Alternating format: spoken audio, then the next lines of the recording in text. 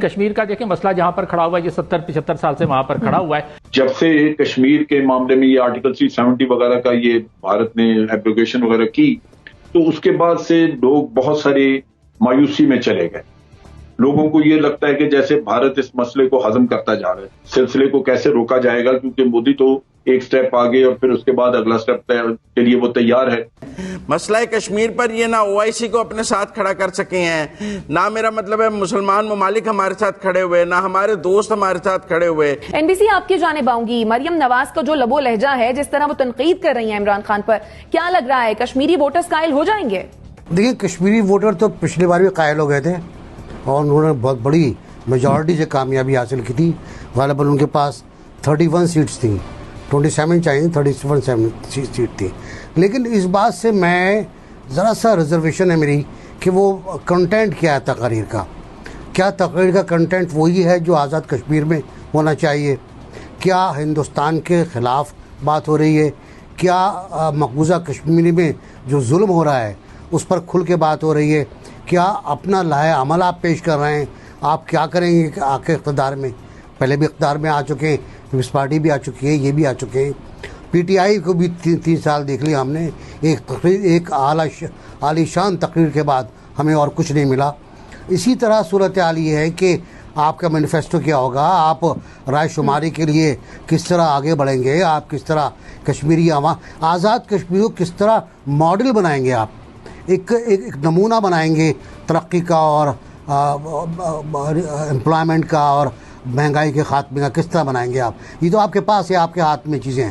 آپ جو ہیں وہ سیلف گورننگ گورنمنٹ ہیں، بالکل کنٹرول پاکستان کا ہے. لیکن آپ آزاد کشمیر کو کس طرح بنانا چاہیں گے؟ اچھا علاقہ، ایک ایسا علاقہ جو مقبوضہ کشمیر کے لیے قابل تقلید ہو، اور وہ کہیں کہ دیکھیں آزاد کشمیر میں یہ کتنا اچھا کام ہو رہا ہے. لیکن بٹرنس بہت زیادہ ہے تقریر کے اندر. ابھی عمران خان جائیں گے، وہ بھی NRO کی بات کریں گے، وہ بھی قرضوں کی بات کریں گے، وہ بھی بات کریں گے کہ پیسہ کھا گئے اور ملک سے بھاگ گئے، اور فلیٹس کی بات کریں گے. مجھے نہیں لگتا کہ ان تمام تقاریر میں، تینوں تقاریر میں، جو آنے والی تقریر ہے اور جو گزرنے والی تقاریر ہیں، کوئی ایسا کانٹینٹ ہے جو مقبوضہ کشمیر کے عوام کو اٹریکٹ کرے گا، جو ان کو بھائے گا.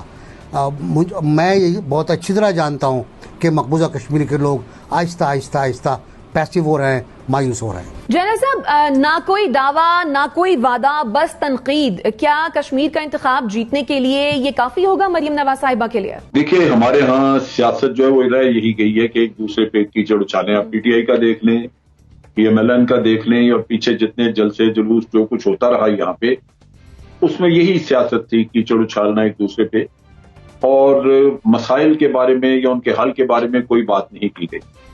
یہاں بھی کشمیر میں یہی مسئلہ ہے. کشمیر میں یا کسی بھی جگہ پہ ڈیولپمنٹ بہت امپورٹنٹ ہے. وہ لوگ چاہتے ہیں کہ ان کے علاقے جو ہیں وہ کنیکٹ ہوں، سڑکیں بنے. کشمیر میں یہ چیز بہت بڑا ایشو ہے وہاں پہ، اور نہ صرف کنیکشن کا بلکہ اس کے ساتھ ساتھ وہاں پہ سیوک فیسلٹیز وغیرہ بھی سوائے مظفر آباد کے باقی جگہوں پہ نہ ہونے کے برابر ہیں. تو وہ چیزیں بھی لوگ مانگتے ہیں جب وہ بڑے شہروں میں آتے ہیں، دیکھتے ہیں سب کچھ ہے. لیکن اس کے ساتھ ساتھ جو بڑا برننگ ایشو ہے وہ ہے کشمیر کے مسئلے کا حل. اب یہ جب سے کشمیر کے معاملے میں یہ آرٹیکل 370 وغیرہ کا یہ بھارت نے ایپلیکیشن وغیرہ کی، تو اس کے بعد سے لوگ بہت سارے مایوسی میں چلے گئے. لوگوں کو یہ لگتا ہے کہ جیسے بھارت اس مسئلے کو ہضم کرتا جا رہا ہے. چنانچہ اس کے بارے میں وہ ان لوگوں سے سننا چاہیں گے کہ یہ جو بعد میں پیدا ہوئی ہے صورت، اس کے بعد یہ کیا حکومت کیا لائے عمل کرے گی، یا یہ پارٹی اگر حکومت میں آتی ہے تو یہ کیا کریں گے، اس سلسلے کو کیسے روکا جائے گا، کیونکہ مودی تو ایک سٹیپ آگے اور پھر اس کے بعد اگلا سٹیپ کے لیے وہ تیار ہے. تو یہ وہ چیزیں ہیں جن پہ بات چیت کوئی کرے.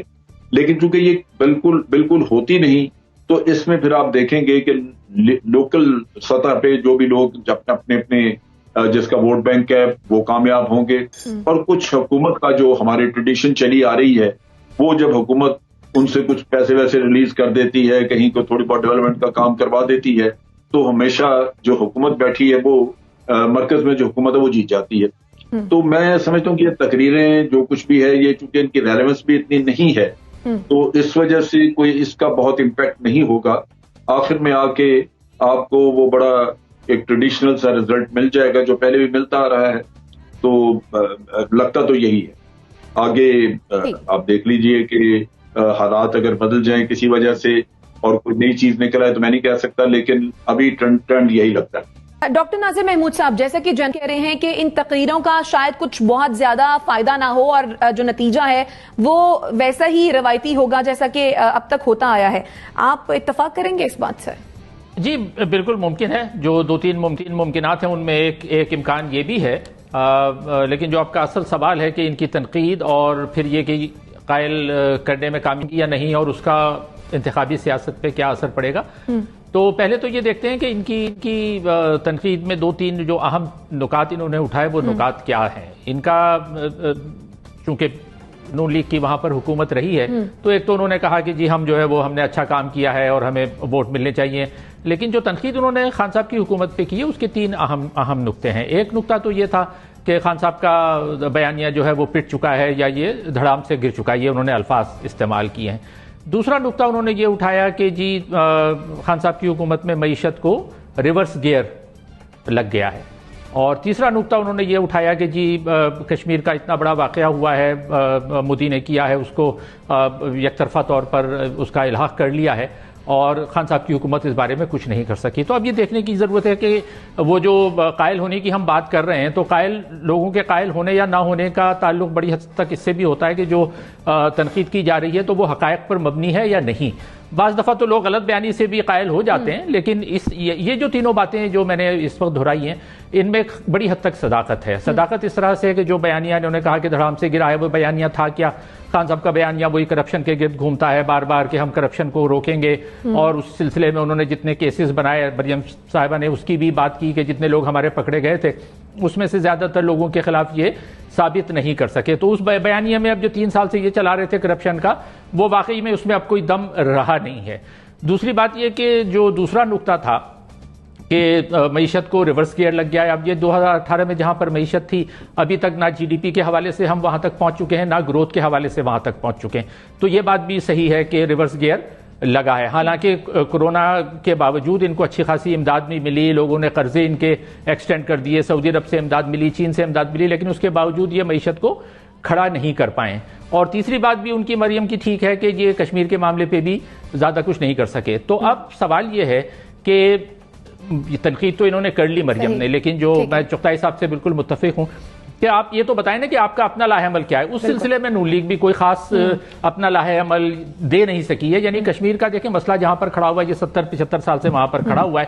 اب سیاسی جماعتوں کو ایک کہتے ہیں نا کہ out of the box solution کی ضرورت ہے, کوئی ایک خاص لاہ عمل دینے کی ضرورت ہے کہ آپ کیا کریں گے. آپ کیا لڑکے کشمیر پہ قبضہ کریں گے ان کے, یا لائن آف کنٹرول کو آپ حتمی بارڈر تسلیم کریں گے, کیا کریں گے؟ اچھا, اس بارے میں کوئی کچھ نہیں کہتا, بس وہ کہتے ہیں کشمیر بنے گا پاکستان, یہ کہتے رہتے ہیں, لیکن وہ کس طرح سے بنے گا اس بارے میں کوئی بھی پارٹی, نون لیگ ہو, پی پی ہو, تحریک انصاف ہو, کوئی بھی وہ واضح لاہ عمل دے نہیں پا رہی ہے. اور باقی جہاں تک ڈپلومیٹک فیلیئرز کی بات ہے تو اس حکومت کے ڈپلومیٹک فیلیئرز پر کوئی میرا مطلب ہے 2 سوال یا کوئی بات تو نہیں ہے. مسئلہ کشمیر پر یہ نہ OIC کو اپنے ساتھ کھڑا کر سکے ہیں, نہ میرا مطلب ہے مسلمان ممالک ہمارے ساتھ کھڑے ہوئے, نہ ہمارے دوست ہمارے ساتھ کھڑے ہوئے. ایک تنہائی مسئلہ کشمیر پر جو ہمیں نظر آئی ہے اس حکومت کے دوران وہ پہلے تو کبھی نہ تھی. اور میں سمجھتا ہوں ٹھیک ہے, عمران خان صاحب نے کہا تھا کہ میں کشمیر کا وکیل بنوں گا, لیکن وہ ایسے وکیل تھے جن کے ساتھ کوئی نہیں تھا, وہ اکیلے ہی کھڑے نظر آ رہے تھے پوری دنیا میں, کوئی ان کا ساتھ دینے کے لیے موجود نہیں تھا اس وکالت میں. تو اس کا بھی ہمیں جو نقصان ہوا ہے وہ کشمیر کے لوگوں کو پتہ ہے, اور اسی نقصان کو کور کرنے کے لیے وہاں پر جو پٹکے اور نوٹ کی سیاست ہے وہ چلائی جا رہی ہے.